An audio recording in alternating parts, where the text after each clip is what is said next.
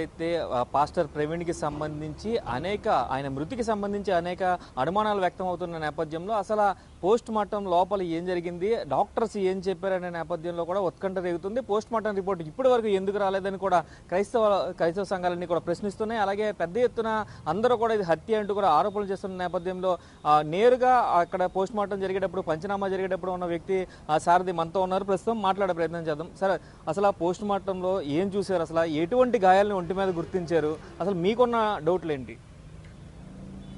అక్కడ జరిగినటువంటి పంచనామాలో మేము ముగ్గురు ఉన్నామండి. నేను, అలాగనే బొలవరపు జాన్ వెస్లీ గారు, తర్వాత కేఎల్ మృత్యుంజయ్ గారు.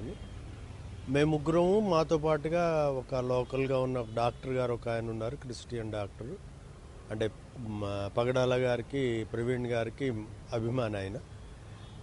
తర్వాత పుట్ట ఇమాన్యుయల్ గారు కూడా ఉన్నారు. అయితే మేము అందరం చూసినప్పుడు, నాకు పర్సనల్గా నేను చూసినప్పుడు నాకు అనిపించింది ఏంటంటే, ఇది ఖచ్చితంగా యాక్సిడెంట్ మాత్రం కాదు, ఇది ఏదో సమ్ మిస్టరీ ఆ మధ్యలో ఉంది. అది ఏంటనేది మరి రిపోర్ట్ రావాలి. పోలీసు వారు కూడా మరి చాలా సీరియస్గానే చేస్తున్నామని ఎస్పీ గారు అది చెప్తున్నారు. కానీ మరి ఇంతవరకు మరి 2-3 రోజులు అయిపోతుంది, అయినా సరే ఇంకా మరి ఆ రిపోర్ట్ రాకపోవడానికి కారణం ఏంటని చెప్పి క్రైస్తవ లోకం అంతా కూడా చాలా ఉత్కంఠగా ఉన్నారు. మరి ప్రత్యేకంగా చాలామంది ఫోన్లు చేసి ఏంటి సార్ ఎలాగా ఏంటి అని అంటున్నారు. అయితే ఇది ఎట్టి పరిస్థితుల్లోనూ మరి ఆ యొక్క రిపోర్ట్ సరిగ్గా రావాలని చెప్పి మేము అందరము కూడా, పాస్టర్స్ అందరూ అనేకమైన ప్రాంతాల్లో ప్రేయర్స్ కూడా చేస్తున్నారు పర్సనల్గా. అయితే నాకు కనిపించినటువంటి దాన్ని బట్టి నేను చూస్తే ఆయనకి ఒక కింద పెదం ఒకటి కట్ అయింది. ఆ కింద పెదం కట్ అయింది, చాలా మరీ లోతుగా కట్ అయింది. అది బహుశా నేను అనుకోవడం ఏంటంటే లోపల కూడా అది ఈ బోన్స్ అవన్నీ కూడా ఏదైనా ప్రాబ్లం అయిందేమోనని డౌట్.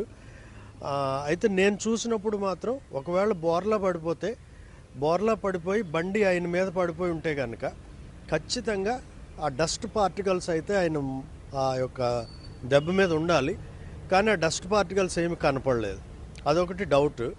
రెండో డౌట్ ఏంటంటే అసలు హెడ్ ఇంజూరీ అవ్వలేదు, హెడ్ మీద ఎక్కడా కూడా దెబ్బలు తగలలేదు. ఆయన పెట్టుకున్నటువంటి హెల్మెట్ కూడా జావా హెల్మెట్. మరి ఎవరో అడిగినప్పుడు వాళ్ళు అన్నారు దాన్ని కారు మీద ఎక్కించేసినా సరే అది ఏం కాదండి, అది చాలా మంచిది, చాలా స్ట్రాంగ్గా ఉంటుందని అన్నారు. సో ఇవన్నీ చూసినప్పుడు, ప్లస్ బోర్లా పడిపోతే ఒక బండి మీద నుంచి ఒక వ్యక్తి మరి ఒక 5 to 6 feet లోతు ఉంటుంది. అది ఆ 6 feet లోతులోకి వెళ్ళిపోయి పడిపోతే కనుక అక్కడ కంకర్రాళ్ళు ఉన్నాయి సార్. అక్కడ స్పాట్లో మేము చూసాము. అది దగ్గర 40 mm కంటే ఎక్కువ థిక్నెస్ తోటి ఆ కంకర్రాళ్ళు ఉంటాయి. ఆ కంకర్రాళ్ళ మీద పడినప్పుడు కనీసం ఆయనకి ఒక చొక్కా చెరగడం కానీ, లేకపోతే లోపల షర్ట్ లోపల ఉన్నటువంటి శరీరంలో ఎక్కడా కూడా చిన్న స్క్రాచ్ కూడా లేదు. ఒక్క పెదం దగ్గర నుంచి కిందకి చూస్తే ఆయన ఆల్మోస్ట్ మోకాళ్ళ వరకు కూడా ఏ మాత్రం చిన్న స్క్రాచెస్ కూడా ఎక్కడ పడలేదండి. ప్లస్ ఆయన వేసుకున్నది కూడా టీ షర్ట్, అది కొంచెం బాగా పల్చగా ఉన్నటువంటిదే. లోపల ఒక red colour, black red colour ఉన్నటువంటి కొంచెం థిక్గా ఉన్న బనీన్ వేసుకున్నారు, సో కట్ బనీన్. సో ఆ యొక్క షర్ట్ కూడా ఏమీ చిరగలేదు, అసలు ఏమీ చిరగలేదు. ఆ రాళ్ల మీద పడితే ఖచ్చితంగా చిరగాలి.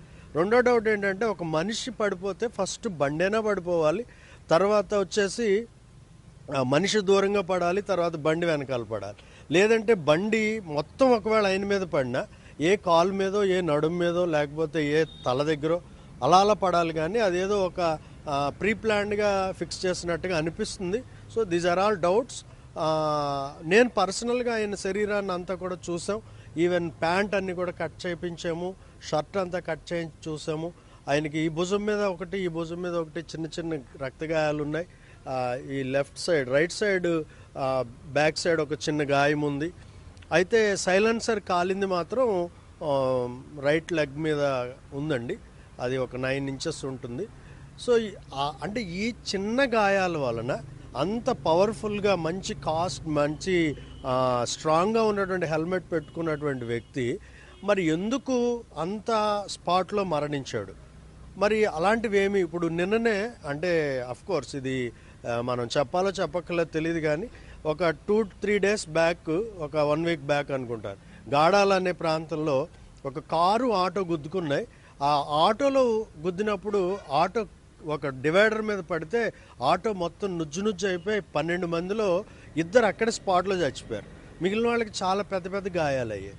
సో మరి ఇవన్నీ మనం క్రోడీకరించి చూస్తే ఒక యాక్సిడెంట్లో ఆయన చనిపోయాడని చెప్పి మనం డిక్లేర్ చేయడానికి ఏమాత్రము కూడా అవకాశం లేదు. మరి పోలీస్ వారు చాలా పగడ్బందీగా చేస్తున్నామని చెప్తున్నారు. మరి మేము మా డౌట్స్, ఇంకొక డౌట్స్ ఏంటంటే మరి హైదరాబాద్లో బయలుదేరినటువంటి వ్యక్తి మరి హైదరాబాద్ నుంచి విజయవాడ వరకు ఎలా వచ్చాడు? విజయవాడ వరకు వచ్చినప్పుడు ఫుటేజ్లు ఏమైపోయాయి? రాజమండ్రి 12 గంటల 40 నిమిషాలకి కొవ్వూరు టోల్గేట్ దాటాడంటే ఒకవేళ ఆయన డైరెక్ట్గా ప్రయాణం ఎక్కడ ఆపకుండా వచ్చినా మోస్ట్ ప్రాబుల్ ఆయన 3 o'clockకి స్టార్ట్ అవ్వాలి. ఆయన ఇల్లు కాపురాలో అని చెప్తున్నారు. మరి కాపురాలో వచ్చినప్పుడు ఉప్పల్ వరకు కూడా ఖచ్చితంగా చాలా ఫుటేజెస్ ఉంటాయి. అది డే టైం అయి ఉండొచ్చు కూడా. మరి అక్కడి నుంచి విజయవాడకు వచ్చారు. విజయవాడ నుంచి వచ్చినప్పుడు రాజమండ్రి టోల్గేట్ వరకు, అది కొవ్వూరు టోల్గేట్ వరకు కూడా చాలా ఉన్నాయి. మరి ఈ ఫుటేజెస్ ఎందుకు ఇప్పటి వరకు బయటికి రాలేదు? మరి యంత్రాంగం ఏం చేస్తుంది అని చెప్పేసి క్రైస్తవ లోకం అంతా కూడా చాలా ప్రశ్నలు అడుగుతున్నారు. ఎస్పెషల్లీ మేము లోపలికి వెళ్ళడం వలన మమ్మల్ని చాలా ఒత్తిడి చేస్తున్నారు. మరి నేను పర్సనల్గా రిక్వెస్ట్ చేసేది ఏంటంటే ప్రభుత్వం కూడా దీని మీద తగినటువంటి చర్యలు తీసుకోవాలి. అలాగే మీడియా వారు కూడా ఎవరు ఏం చెప్తే అది కాకుండా ఆ యాక్యురేట్, మరి బిగ్ టీవీ వారు ఫస్ట్ నుంచి కూడా దాన్ని ఫాలో అవుతూ వస్తూ ఉన్నారు. మరి యాక్యురేట్ మెసేజ్ని మరి మనం పబ్లిక్లోకి పంపిస్తే రేపొద్దున ఈ మత సామరస్యాన్ని కూడా మనం కాపాడిన వాళ్ళు అవుతాం. వీఆర్ అదేవిధంగా చూసుకున్నట్లయితే ఇప్పుడు బైక్కి సంబంధించి అంటే సోషల్ మీడియా వేదికగా అనేక ప్రశ్నలు ఉత్పత్తి అవుతున్నాయి. అందులో కొవ్వూరు టోల్గేట్కి వచ్చేటప్పుడు కూడా బైక్కి హెడ్ లైట్ వెలగట్లేదు, సిగ్నల్ లైట్ మీద ఉన్నారనేది పోలీసులు ప్రధానంగా చెప్తుంది.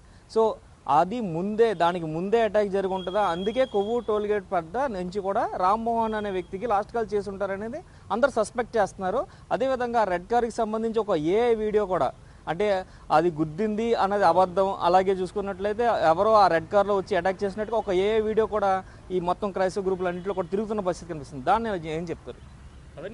మేము కూడా అదే అనుకున్నాం సార్. ఎందుకంటే అంటే నిన్న మనం చూసాం, మొన్న చూసినప్పుడు ఇటు తెలంగాణలోను ఇటు ఆంధ్రాలో కూడా కొన్ని లక్షల మంది ప్రజలు, అభిమానులు ఎవరికి వాళ్ళుగానే వచ్చారు. ఎవరు అక్కడ వాటర్ బాటిల్స్ ఇవ్వలేదు, ఎవరు భోజనాలు పెట్టలేదు, ఎవరు ఏ రకంగా ఎవరిని ట్రీట్ చేయకపోయినా 2 days కూడా అందరూ అలా ఉండిపోయారంటే నేను అనుకుంటాను కనీసం మన ప్రవీణ్ గారి దగ్గర ఒక 50 మంది ఫోన్ నెంబర్లైనా ఆయన దగ్గర ఉండొచ్చు. ఇంత లక్షల మందిలో కనీసం ఒక్కడికైనా ఫోన్ చేయాలి కదా. ఆయన ఫోన్ చేసి అరే నా హెడ్ లైట్ పాడైంది, కొంచెం మనం బాగు చేయించాలి అని అడగాలి. ఎందుకంటే కొవ్వూరు కూడా ఆయన మీటింగ్స్కి వస్తానని చెప్పారు.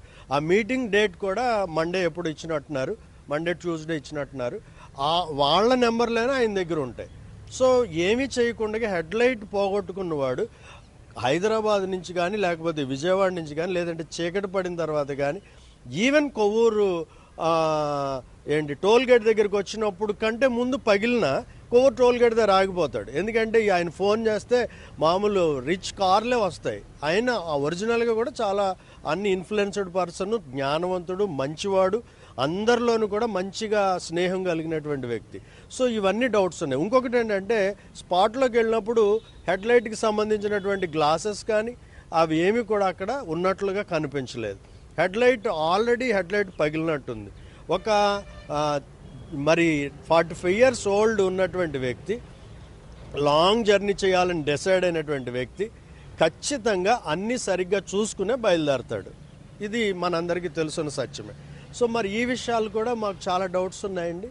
మరి పోలీసు వారు మరి రేపు బహుశా ఇస్తామని అంటున్నారు ఆ యొక్క రిపోర్ట్స్. మరి వారికి కూడా మేము విజ్ఞప్తి చేసేది ఏంటంటే యాజ్ ఎర్లీ యాజ్ పాసిబుల్ మరి వారు కొంచెం శ్రమ తీసుకునైనా సరే ప్రభుత్వం వారు, అలాగనే మరి హోమ్ మినిస్టర్ గారు, అలాగనే గవర్నమెంట్ అధికారులు వీళ్ళందరూ కూడా మరి కొంచెం ఈ క్రైస్తవ జనాంగము అంటే మేము కూడా ఒకటే కోరుకుంటున్నాం, సామరస్యకంగా ఉండాలి, ఎక్కడ కూడా ఏ ప్రాబ్లం అవ్వకూడదని చెప్పి. మరి క్రైస్తవులందరూ కూడా ప్రార్థనా పరులు. నిన్న చూశారు అక్కడ భార్య పిల్లలు అందరూ కూడా మరి వాళ్ళు చెప్పినటువంటి స్టేట్మెంట్స్ కూడా ఆల్రెడీ అన్ని చోట్ల రికార్డ్ అయి ఉన్నాయి కనుక దయచేసి మా డౌట్స్ అన్ని వాటికి తగినటువంటి క్లారిఫికేషన్ ఇవ్వాలని చెప్పి మేము కోరుతున్నాం సార్. సార్ పోస్ట్ మార్టంకి సంబంధించి క్రైస్తవులకు సంబంధించి ఒక డాక్టర్ని కూడా లోపలికి అలౌ చేశారు. అయితే ఇన్ కెమెరాని పోస్ట్ మార్టం కూడా చేశారు. అయితే మీకు సంబంధించిన డాక్టర్ చెప్పినా మీకు ఏమైనా క్రిటికల్గా ఉంది, ఇది కాదు, అట్లా యాక్సిడెంట్ కాదని ఏమైనా అనుమానం ఏమైనా వ్యక్తం చేశారా? అంటే డాక్టర్ గారు వెళ్ళడం మాత్రం కరెక్టే సార్, కానీ మరి అంటే అది ఉన్నటువంటి దాన్ని యాజ్ ఏ ప్రొఫెషనల్గా మరి వారిని మేమేమి బలవంతం చేసి అడగలేదు. వారు కూడా రిపోర్ట్ వస్తేనే కానీ నేను కూడా ఏం చెప్పకూడదండి అని చెప్పానని అన్నారు.